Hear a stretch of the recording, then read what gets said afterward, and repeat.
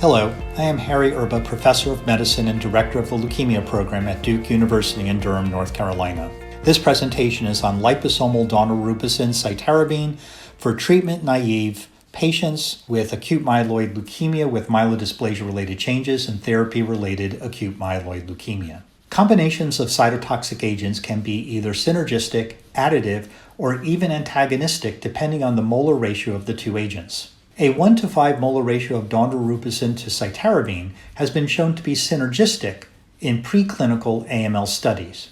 However, when Daunorubicin and Cytarabine are administered in a typical 7+3 schedule, the molar ratios of these two agents will change over time. CPX-351 is a 1 to 5 molar ratio of Daunorubicin and Cytarabine encapsulated in a 100 nanometer bilamellar liposome. Copper is used for this process and produces a brilliant purple color of the agent. CPX-351 has been shown to target the bone marrow preferentially and also preferentially targets leukemic compared with normal marrow progenitors. CPX-351 was compared with 7+3 chemotherapy in a randomized phase 2 study in previously untreated adult AML patients aged 60 years and above. In the entire population, there was no difference in overall survival between the two therapy arms.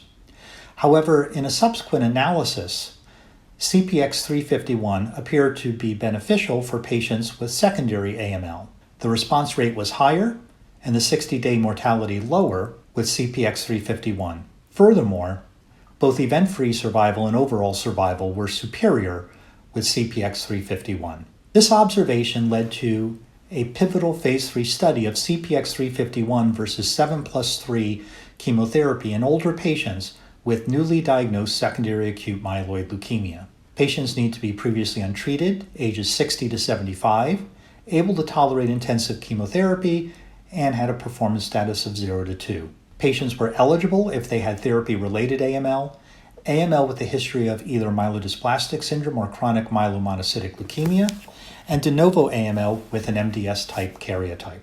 Patients received one cycle of either CPX-351 or 7+3 induction chemotherapy.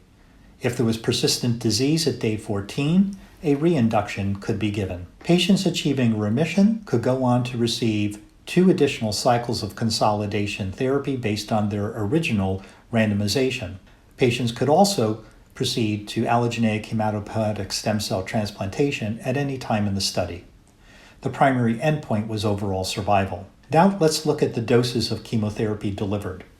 During induction therapy, CPX-351, 44 milligrams Daunorubicin, and 100 milligrams Cytarabine per meter squared were administered IV over 90 minutes on days 1, 3, and 5.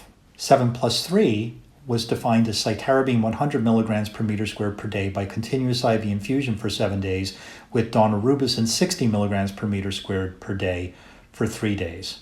Consolidation was with the same 2 treatment regimens, however, for an abbreviated period of time. CPX-351 was given at a lower dose on days 1 and 3.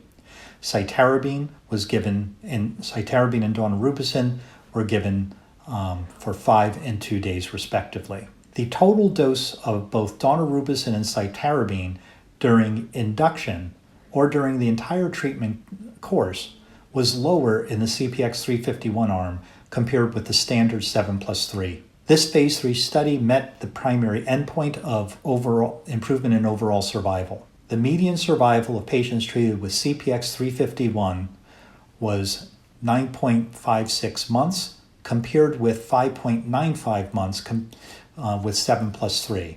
The hazard ratio for improvement in survival was 0.69, with a p-value of 0.005. At 1 year, more patients were alive following therapy with CPX-351 compared with 7+3, 42% versus 28% overall survival. More patients were also alive at 24 months following CPX-351. CPX-351 was also associated with higher rates of complete remission and complete remission with incomplete count recovery compared with 7+3. The CR rate was 37.3% with CPX-351 and 25.6% with 7+3 induction chemotherapy. The benefit of CPX-351 in terms of complete remission rate and overall response rate was seen even in patients between the ages of 70 and 75 and those with adverse risk karyotype. This slide shows a forest plot of the survival benefit with CPX-351 based on the initial stratification. There was a benefit of CPX-351 in every subset of patients. However, since these subsets contained smaller numbers of patients, the confidence intervals were wider and could overlap one. But specifically, CPX-351 was shown to be superior to 7+3 chemotherapy in patients between the ages of 70 to 75 in terms of overall survival. Furthermore, more patients were able to transition to allogeneic hematopoietic stem cell transplantation following CPX-351 versus 7+3 chemotherapy. In fact, 28% of patients over the age of 70 in this clinical trial were able to undergo allogeneic stem cell transplantation at some time during the course of their therapy. Not shown on this slide is the fact that 20% of patients underwent allogeneic stem cell transplantation in first remission following CPX-351 versus 12% with 7+3. Following allogeneic stem cell transplantation, survival was superior in patients who had been treated with CPX-351 compared with patients who had received 7+3 chemotherapy. There were 53% fewer deaths within 100 days of transplant in the CPX-351 arm compared with 7+3. Mortality rates were also lower with CPX-351 versus 7+3, both at 30 days and 60 days.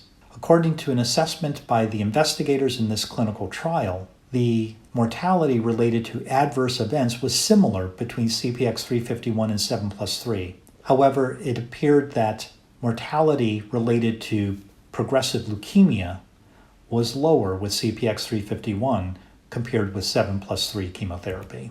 The following graph shows you adverse events that occurred in greater than 5% of patients at a level of grade 3 to 5 in patients in this clinical trial. As you can see, the adverse events were very similar between the two arms. However, not shown in this graph is a higher rate of all grades of hemorrhage as well as fatal CNS hemorrhages with CPX-351, 2% versus 0.7%. Recovery of ANC and platelets was slower with CPX-351 versus with 7+3 in older patients with secondary AML. In this graph, the median number of days for the ANC to reach 500 in patients receiving one cycle of induction chemotherapy was 35 days with CPX-351 versus 29 days with 7+3. Likewise, there was longer time to platelet recovery with CPX-351 in patients receiving only one cycle of induction therapy to achieve remission.